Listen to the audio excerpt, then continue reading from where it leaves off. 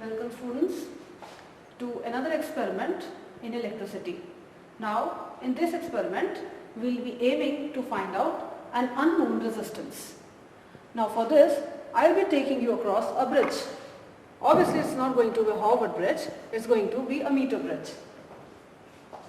Now this is a meter bridge that we will be using. To understand the basic principle behind this experiment, it is very necessary to first understand the equivalent of this circuit. Now let us see the Wheatstone bridge equivalent of the same circuit drawn earlier. This resistance X is the one which we want to determine. This is the resistance R, which can be taken to be a known resistance from the resistance box. The lower two resistances are actually a part of the wire AB, which is taken from the meter bridge. In other words, ACB itself forms the full 1 meter length of the meter bridge wire. In middle, we are connecting a galvanometer which is connecting point D and C. Without a galvanometer, DC is like an ordinary wire. Now, whenever current flows through this cell, the current is divided into various arms of the Wheatstone bridge. Now, if you adjust the length L on the meter bridge in such a way that the potential difference at D becomes same as potential difference at C, what will happen? If the potential is same at point D and C, no current will flow. Exactly. If the potential is same and there is no potential difference, there will be no current in the arm DC, and obviously the galvanometer will show us no deflection or zero current. Now students, you can see on the table the assembly of the meter bridge experiment. Now let me introduce to all the components which are being attached in the circuit. Now I will be starting with the cell. Now this will provide the voltage throughout the circuit. You can see that through an ordinary connecting wire we have connected this cell to one end of the meter bridge. Through the same end you can see there is a resistance box which is connected. Now it shows us various values of resistances that can be connected one by one for various readings. This will act like resistance R as is being discussed in your diagram. Now the other end of this resistance box is connected to another screw on the meter bridge. You will be able to see this wire of the meter bridge which runs along a scale with having a length of 1 meter, that is 100 centimeters.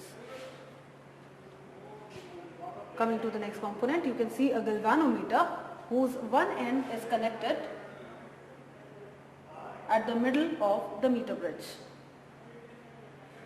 The next end shows a plain wire which is unconnected.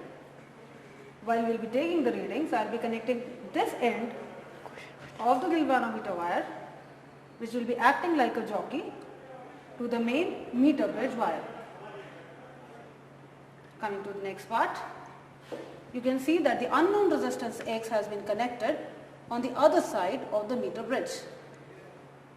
The other end of this unknown resistance is connected to a one-way key K.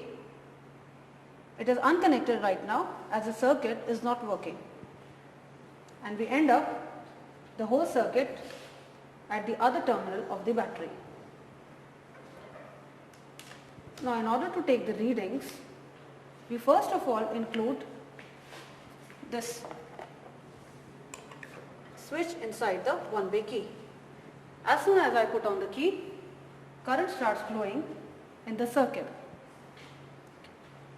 Now in order to get a null point, that is to balance the two resistances, I will use this end of the wire which is acting like a jockey, and I will try to make the contact of this wire with the meter bridge wire, which can be seen in silver color along the whole length of the bridge.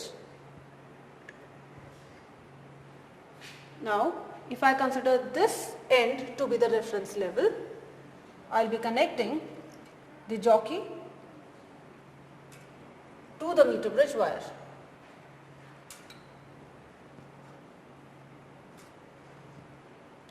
Now very clearly, just hold it. you are able to see a large deflection in the galvanometer. You can very well see the needle has come to one end of the galvanometer, which is a very large deflection. It means at that end I have not received the null deflection. So trying to balance the bridge again, we will be moving this jockey towards the middle part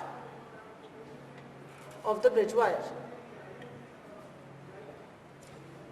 Now as we are moving, you can constantly see that there is a deflection in the galvanometer.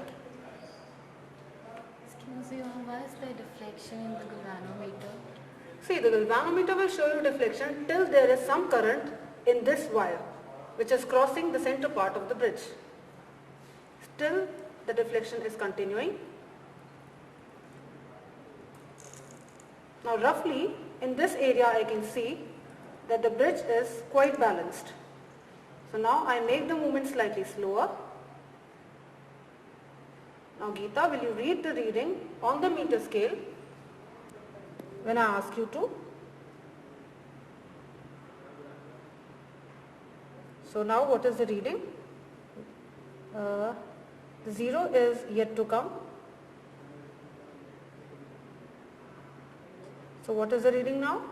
51. It means at 51 centimeters taken from this end, we are able to receive the null point. If this length I have taken to be 51, obviously the other remaining length of the meter bridge will be 100 minus 51, that is 49 centimeters. This reading is valid for this particular resistance that we had taken out from the resistance box. You can clearly see resistance 2 ohm had been taken out from this resistance box, which gave us the null deflection. Now in the next part of the reading, I will be taking out some other resistance, let us say 3 ohms, and then we will try to balance the bridge and obtain another value for length L. Now here I connect the next resistance. Key being in, the current has been set up in the wire. Repeating the same procedure, taking the jockey to the other end,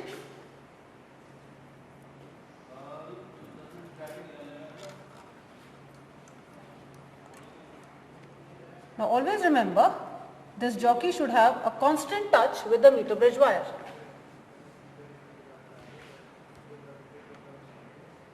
Now you can clearly see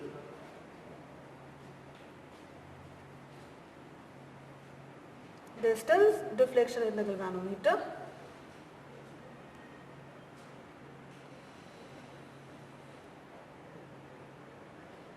Now we are almost at the null deflection point. Read the length. 68.5. So the length comes out to be 68.5. The remaining length will give us 100 minus L. After taking the readings, make it a habit to remove this plug from the key in order to avoid the unnecessary heating. Following the same procedure, you can take out some other resistance of your choice from this resistance box. And the remaining procedure for calculating the value of unknown resistance shall remain same, that is by the null deflection method.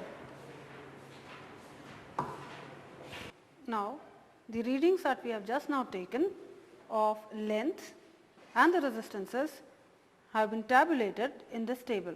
You can see I have resistance R shown here, which we were taking out from the resistance box. This is length L that we were trying to balance out, the remaining length 100 minus L, and finally through the formula we can calculate the unknown resistance. The formula used is again the same, length multiplied by the known resistance divided by 100 minus L, which will give us the following value of resistance X. At the end you can average out to get the most suited value of the unknown resistance X. like we have got 2.03 ohms in our case. So we conclude with this experiment on finding out the value of resistance X.